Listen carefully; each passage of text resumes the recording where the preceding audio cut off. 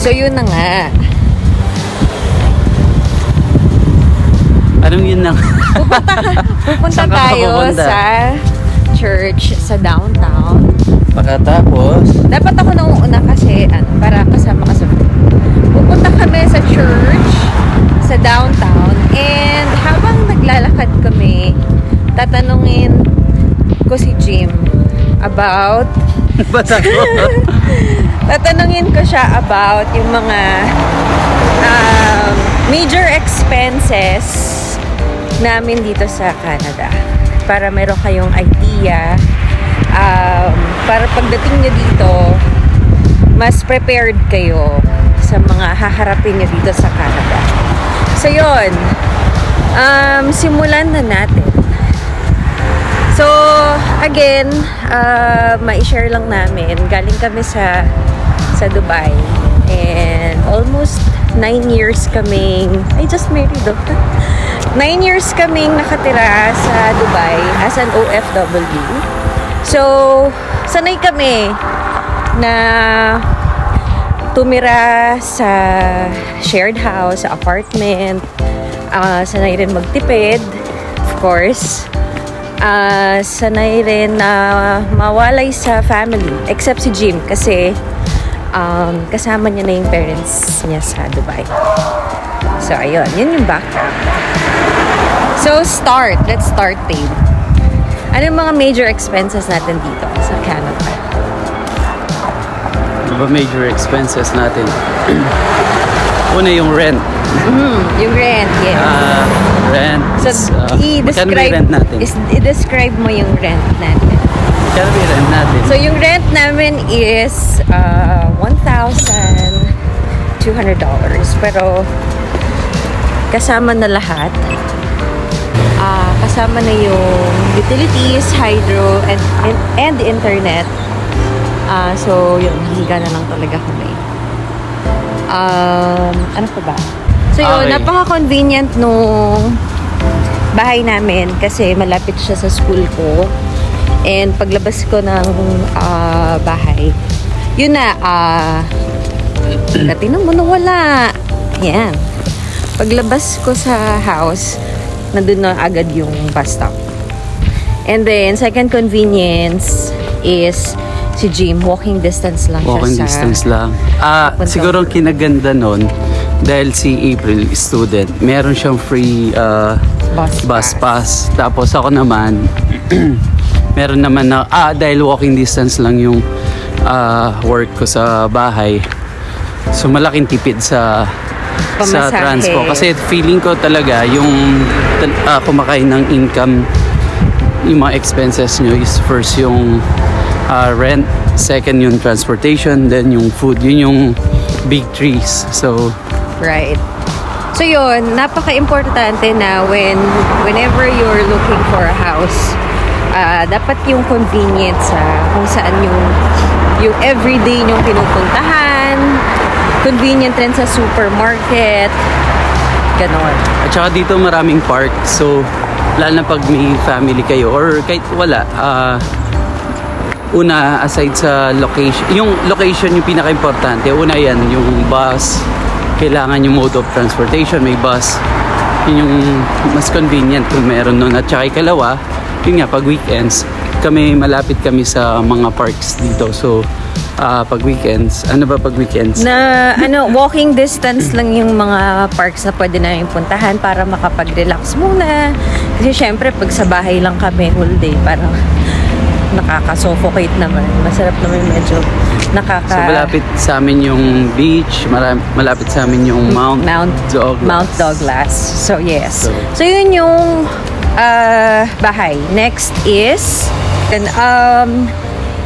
marami nagtatanong sa akin nung nagpunta ako dito kung nagtawag dito. Dito muna tayo habang nag-aantay tayo. Yeah. So yeah, about sa internet or service provider ng internet sa phone, nahingal ako. So yun, ikaw babe, mag-explain sa internet natin. Yun nga, in-explain namin yung big trees. So, meron kayong transportation, food and housing, di ba? Yung rent. Aside doon, Yun nga yung internet. So, kadalasan, ikaw nga. So, hindi kami nag-avail. Hindi kami nag-avail ng internet. Kasi, so, prepaid lang. Oo. So, yung prepaid na yun. Kasi kung mag-avail ka ng internet, yung pinakamura, excluding tax, nasa 30 naman. 35 $50. Imagine mo, sige, sabihin na natin including tax, nasa 40. And yung monthly nyo is $80. Eh, napansin naman namin, sa bahay may internet. Walking distance lang naman yung work ko, may internet na rin sa work.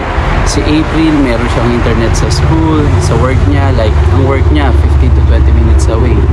Yun na rin yung time niya na magbasa, di ba? Yeah, at saka at the same time, dahil busy naman sa trabaho, hindi naman nagagamit yung data o yung internet.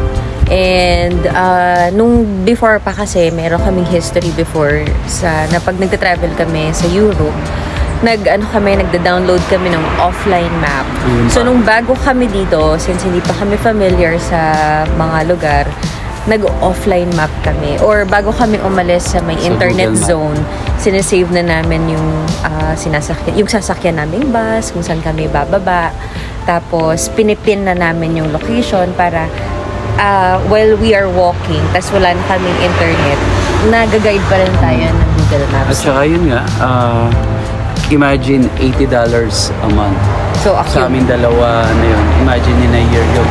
Pwede mo na yun na ticket pang uwi. Diba? Yeah, it adds up or talaga. Pang vacation na airfare. Yeah, I guess, hindi naman sa talagang sobrang tipid, pero we really try our best na mas konti lang yung gastusin namin. Kasi, meron kaming goal, nagsasave kami para sa future goals. Ano ba next goal? So next, wait lang, mamaya na yan. Next natin, ano pa yung mga major food? Magkano budget natin sa food? Budget namin sa food is around we try less than $500. A month or a week? A month, grabe ko. $500 a month. So, pero yung average, ilan? Nasa 350 ba o 400? Mga ganun, 400. Considering na nandito kami sa sa British Columbia. Talagang much expensive siya compare sa ibang provinces. Ayun, going back. Yung so, sa last food. na to Yung sa food, mostly ang nagagastos namin is 400 to 500. Maximum na yung 600. Well, si Jim kasi, isisisi ko sa kanya. Kasi, pag weekend, gusto niya, laging masarap yung, of course, breakfast. Syempre, yun na lang yung rest day niya. And then, although matipid kami when it comes to, like, pag nagpe-prepare kami ng food, para matipid sa time and matipid din sa budget, yung ulam namin is, inuulit-ulit namin. So, iniinit-init namin ng mga 2 to 3 times hanggang sa maubo siya. Tapos yun na rin yung baon. So, yan. Mga ganon. Maximum na yung $600. Kumbaga, yung $600 na yun,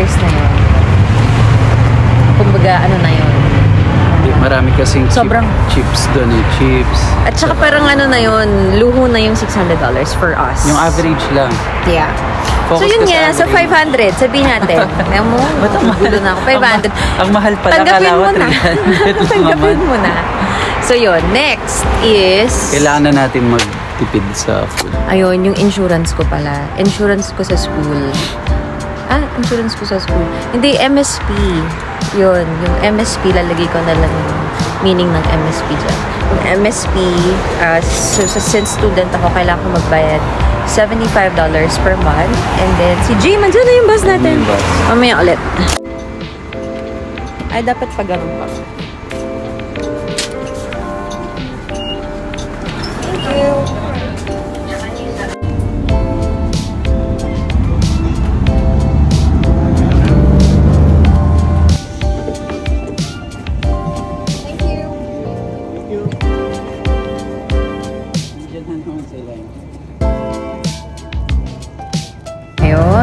So, nakababa na kami. Approaching na kami. Malapit na kami sa church. So yun, mamaya natin pagpapatuloy. Ang alin? Yung expenses. Kasi mag-church muna. Pagkatapos ba ng church, saan tayo? Di ko alam. Parang gusto kong umupo muna tapos ilagay ito sa somewhere. Habang ini-interview kita. Oo, tapos punta tayo ng Walmart. Kasi kailangan natin bumili ng mga wala tayo. Like mga kape, ganon. Okay?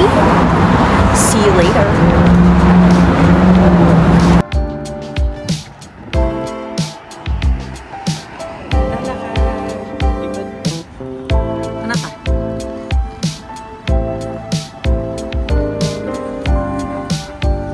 Bulaga.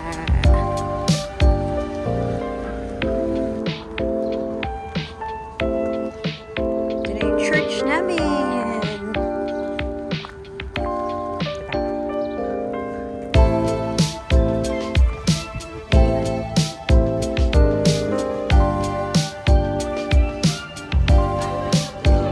Salamat!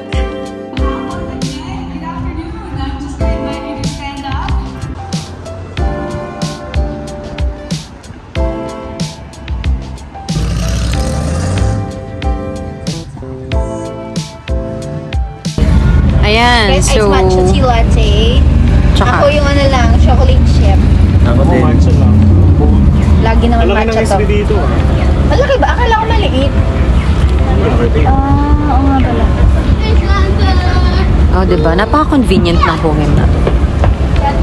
Yun ang magdi-dinner. Ito. So, eto na nga.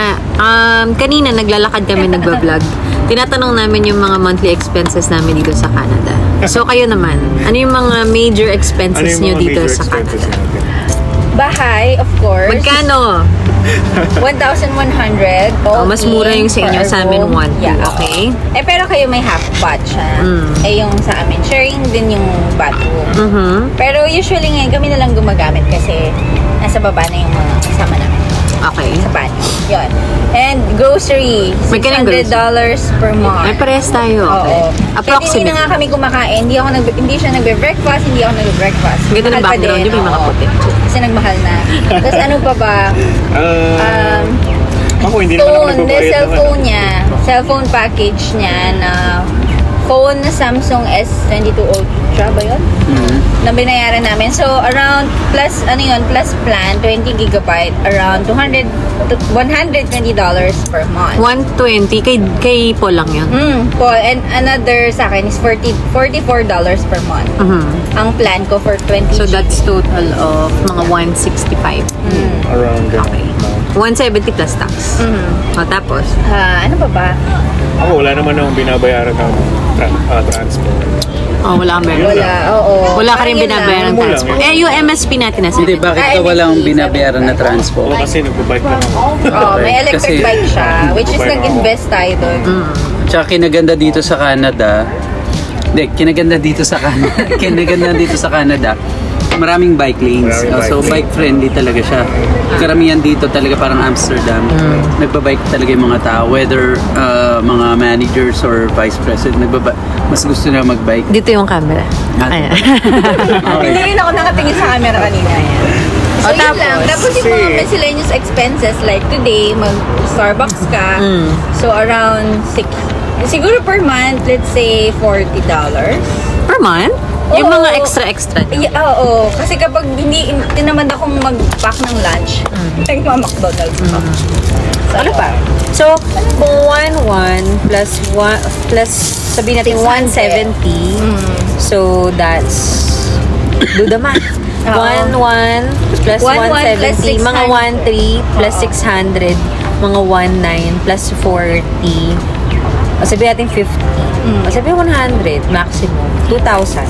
2,000. Siguro mga umaabot ng 2,2 siguro kasama yung ibang gastos, tapos mag-urban planet ka, ganyan. Shopping. Shopping ka, online Ganun. shopping. Shopping ni Trisha. Tapos yung marketplace niya, kakabili niya lang ng amplifier, which is $75. Dalang lang naman eh. Oh, Pero- pero bumili pa siya ng badminton racket sa Uy, ikaw yung marketplace. bumili na na. Oy, ginamit naman natin. Nag-away. Nag-away pa na. Tapos, bumili din siya ng, ano yun, surfing board ba yun? Yung pang swimming. O, $30. So, 3,000 na lahat. 3,000 na lahat. So, ngayon, kung may itatanong ko kayo, since galing din kayo sa Dubai, Yes. compare yung mga expenses nyo sa Dubai, compare dito sa Canada, saan kayo mas nakakaipon? Dito, kasi mas malaki yung sahod namin dito kesa sa Dubai. So, even doon na napakababa lang ng expenses doon, yung parang walang tax, napakamura ng bilihin, ang daming murang mabibiling Filipino food na compare dito mahal. Mas marami kami naipon dito, lalo na ngayon combine yung ano namin. Dito ka. Nice. Tsaka sa Dubai kasi di ba kaliwaan yung mga store. Oo, so maraming Sale, no? temptation. Kumain ng parata. Chai sa kanto, ganyan. Like dito, wala talagang bilihan. Oo. So, kasi sa Dubai, di ba pagbaba mo ng building, ano na yun, supermarket na yun. So, every time na uuwi ka galing work, parang, ay, mapapadaan ka, ay, may bibili na ako, ganyan. Tapos sa Dubai pa, laging may safe. Oo, yung mga tama. outlet stores, ganyan. Kaya napalayo kami ng konti sa gas. Which is good, no? At least, dito meron tayong natatago. At No? saka, alam mo yung na-appreciate ko dito, na-appreciate ko yung simple life. Na hindi mo kailangang makipag-competition sa iba, makipagsabayan sa mga I like that. nilang damit or something. Dito ko na-appreciate na tama nga, sabi ni April sa akin dati na, bakit ka nga naman bibili ng bagong damit kung may isusuot ka pa? So, Tama. ganun lang. Bibili ka lang kapag yung may mga super extra pera ka. Ganun. True. Ikaw naman, babe, ano sa palagay mo? Saan ka mas saan ka mas nakakatipid? Dito or sa Dubai? Dito rin. Kasi, bakit ako nakakatipid dito? Katulad nung sinabi nila, no? Bihira tayong lumabas eh. Actually, pag lumalabas tayo, every 3 weeks, doon lang tayo nakikita. And mas maganda yung na-appreciate. Katulad nung Saturday, di ba? Ang ginawa lang namin, nagkita-kita kami sa park, badminton, doon kami nag-breakfast. Yung breakfast namin, potluck. Potluck yung breakfast. So, for me dito. Yun, yes naman. Dito, tsaka yung weather, yung place, yung view, lahat dito na yun. Oh, no? All in one. All in one na. Para talaga tayong nasa Garden of Eden dito sa Victoria, Canada. Ayun, maraming salamat sa mga insight ninyo. At least meron tayong na-share sa ating mga viewers. Dahil sa ambush interview to, di kami ready. siya. Bye-bye! Ayun. So, we're back. Umuwi na sila, Trish. Ay, sumasabit. And, habang nag-usap kami kanina, hindi, actually, nung nag-aantay na kami ng... Naiihi na ako, my heart, bilisan mo. Ayun. Nung nag-aantay na kami ng bus, iniisip namin ni Jim kung mayroon pa ba kaming idadagdag dun sa mga nasabi namin kaninang expenses. Pero, so far, wala na. Yay! So, yun, ibig sabihin, so, na-compute namin, mga around 1,800 or sabihin natin 1,900 yung mga total naming nagagastos every month. Canadian. 1,900 Canadian dollars. So ngayon, papunta na kami ng Walmart dahil bibili kami ng mga kulang namin sa kitchen, tsaka syempre para ulam namin later Ano ba tonight. ulam mamaya? So, magluluto ako ng sarisyadong pompa. Alam niyo pompa? So, yun. So, kanina, yung na-meet po natin is si Paul and Trish. Sila yung mga matatalik naming kaibigan dito sa Canada. And, parehas din kaming galing ng Dubai. Si Trisha, classmate ko sa halos lahat ng subjects kasi lagi kami nag-uusap before kami mag-enroll.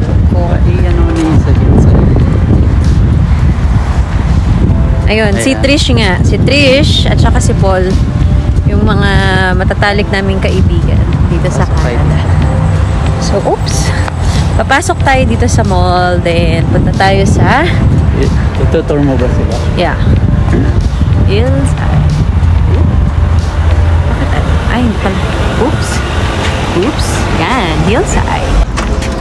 Dito pala. Nung una namin punta dito, medyo nibago kami kasi malayong malayo sa mga mall sa Pilipinas and mga mall sa Dubai. But yeah, it is what it is. Sarado. Kasi hapon na. Hanggang 5 lang ata sila. Ah, ganun? Oo. Hindi kasi kami mahilig mag-mall eh. Kaya hindi namin alam kung anong oras yung mga time dito. Time slots ng mall. Pero yeah, So, ang mall dito hanggang 5 lang? Yeah. From 8 ba or 9? O 10? 10 till 5? Well, syempre. Kasi inaano nila yung work-life balance ng mga empleyado. So, yan. Walang masyado nagsistay ng gabi sa work para may time to spend with family. Ganon. Ayan. We are now approaching... Wait lang.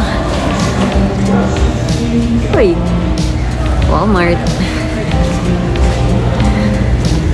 Ayan. Mamamalengke muna tayo ng saglit. Uy! Hindi, walang daan dito.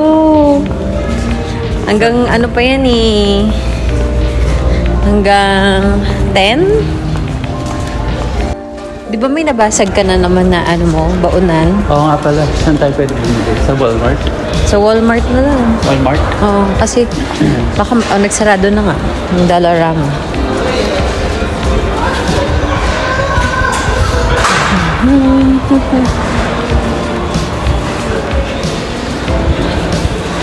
Kala ko ba bibili tayong air fryer?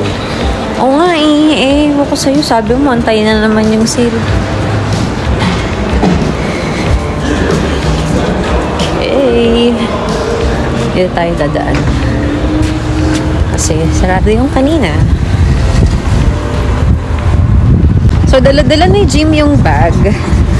Kasi, para madaling bit-bitin mamaya pa uwi. Meron naman tayong trolley kaso mas convenient. Oh, at saka konti lang naman yung bibilhin namin today. So, and since galing kami ng simbahan, hindi ko na siya pinadala ng trolley. Diba? Para maporma naman siya. Coffee. My heart.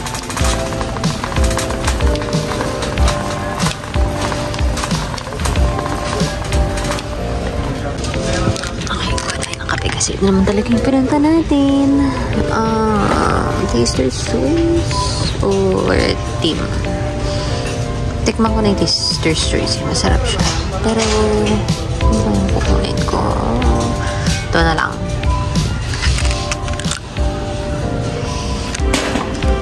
Ayan. Or yung Nescafe Gold. Ano ba masarap? Nescafe Gold or Taster's Choice? Saka bilhin lang natin yung coffee Hindi masarap, hindi ko siya gusto. Or ubusin muna natin. Ubusin muna natin. Ako na mo ko nung carnation Hindi masarap to. cream. Yan. Ito? Yan, chocolate milk. Ubusin muna natin yun. Sige. So, dahil walang pompa, pork steak na lang. Dalawang ganito. Para sa baon, tsaka dinner. Okay, so, for the hunt for, hunt ng, tawag dito, lemon. Although may lemon pa naman sa bahay. Meron tayo neto. Magkano to? 5. Lemon. Pero may lemon sa bahay. Yun na. Wala na. Tapos na tayo.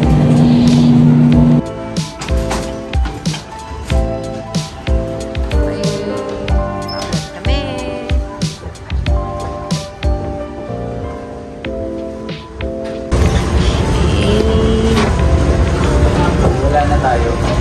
Shampoo. Ayaw nga, no? Kasya pa ba dyan sa bag mo? Kasi yan. Kunti pa na neto.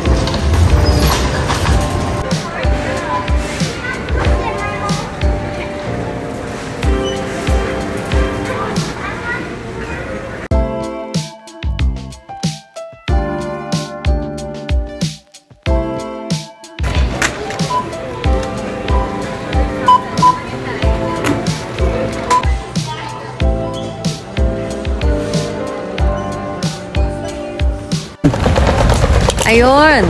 So, natapos din kami sa pag-grocery and pauwi na kami. So yun, maraming salamat sa panonood. Kahit na magulo yung vlog na to, but yeah. Ito sponsored by... Sponsored, sana na. So Ba't yun. yung sponsor natin? Thank you so much sa mga sumusubaybay. Thank you, Miss Vicky's. And sa susunod ulit. Bye! Thank you sa tatlong sumusubaybay.